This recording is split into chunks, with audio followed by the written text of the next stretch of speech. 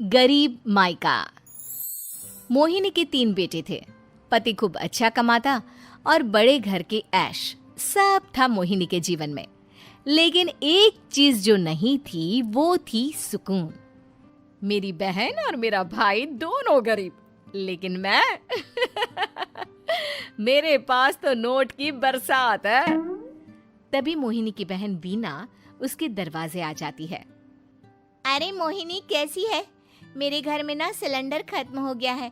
तेरे पास तो इतने पैसे हैं, भरवा देना मेरा सिलेंडर। पैसे जैसे ही आ जाएंगे मैं दे दूंगी। तभी मोहिनी का पति राकेश आ जाता है। क्या है विना, ये अपने घर की परेशानी हम लोगों के घर ना गाया करो। तुम्हारी बहन को तुम लोगों पर तरस आ जाता है और वो पैसे देने लग जाती है। मुझे ये बिल्कुल पसंद नहीं है। ओ जीजा जी, नहीं, मैं तो वो बस अच्छा, मैं चलती हूँ। वीना वहां से चली जाती है। उसके जाने के बाद अच्छा किया जो आपने सुना दिया। अरे न जाने क्या सोचकर मेरे घर आ जाती है कि जैसे यहाँ तो भंडारा भरा है। अरे कितना तो दे दिया। अच्छा जी, जरा 1000 तो देना। वो बिन्नी दीदी है ना, उनके घर जा रही हूँ। उनका पोता हुआ है तो मुंह दिखाई दे दूंगी। हाँ, उन लोगों के आगे तो शो ऑफ किया करो। वो खुद को बड़ा अमीर शो करते हैं ना, दिखा दे कि तू भी किसी से कम नहीं है। हाँ जी, इसी के लिए तो जा रही हूँ। मोहिनी तैयार होकर अपनी बुआ की बेटी के घर जाती है, जहाँ उसके पोते का कार्यक्रम चल रहा होता है। वहाँ वीना भी आई होती है। अरे वीना, क्या जरूरत थी यहाँ आने की? तेरे घर पर गैस नहीं है तो वो भरा लेती। क्या करूँ मोहिनी, बुआ को बुरा लग जाता नहीं जाती तो। वैसे मेरे पास एक जोड़ा बच्चे का कपड़ा रखा था, वही अपनी चांदी के पायल के साथ देने जा रही हूँ। घर पर गैस थी नहीं, सोचा परिवार यहीं खाना खा लेगा, बाकी सुबह का सुबह देखा जाएगा। मोहिनी को बहन पर दया आ जाती है। वो पर्स से 1000 रुपए निकाल कर दे देती है। ले विना, लेकिन पैसे वापस कर देना, तेरे जीजाजी हिसाब लेते हैं। मोहिनी भी क्या करती, गरीबी में बहन का सहारा ही उसके जीवन जीने का आधार था। फिर एक रोज, सुनिए, भाई के घर बेटी हुई है, मुझे माँ के पास जाना होगा। अरे उस घर में ना कूलर है ना एसी, कैसे रहोगी तुम?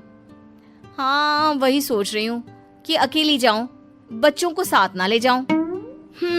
चली जाओ, लेकिन ये जो तुम अपने गरीब परिवार से मिलने चली जाती हो ना, मुझे बिल्कुल अच्छा नहीं लगता। पता नहीं मैं भी कैसे मैनेज करती हूँ, लेकिन क्या करूँ। मोहिनी भाई भाभी के घर आती है। मोहिनी, कैसे आना हुआ?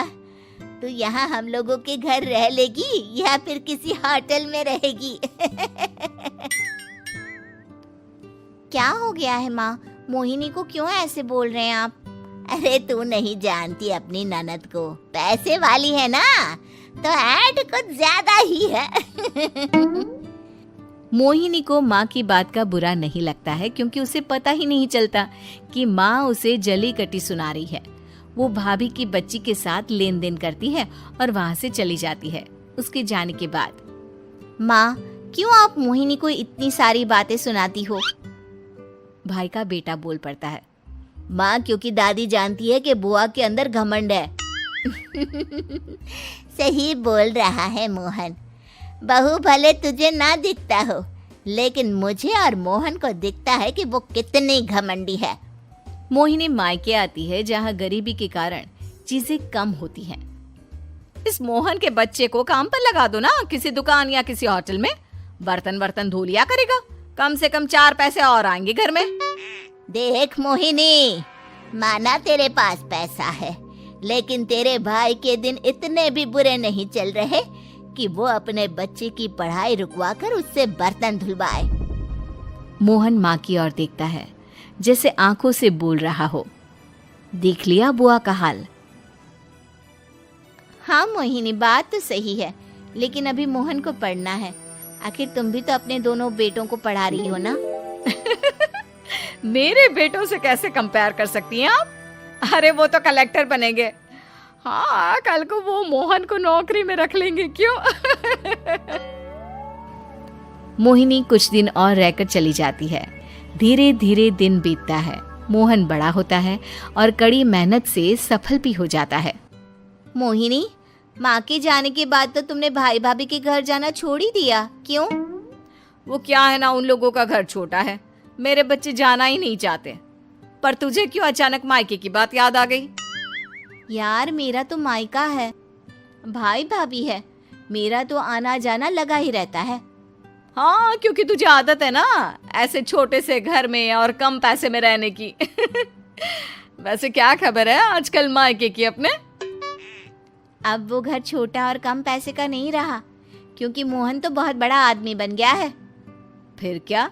मोहिनी भाभी को फोन करती है। मोहन किसी बड़ी कंपनी का मैनेजर हो गया है क्या भाभी? क्या ये सच है? हाँ मोहिनी दीदी, अब तो हम लोगों के गरीबी के दिन कट गए।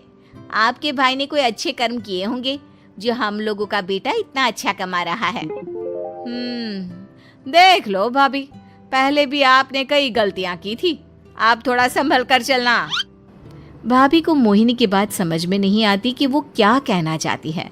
फिर एक दिन वीना मोहिनी से कहती है, मोहिनी, हमारा भतीजा मोहन अच्छा कमा रहा है, क्यों ना मैं अपने बेटे की नौकरी के लिए उससे बात करूं?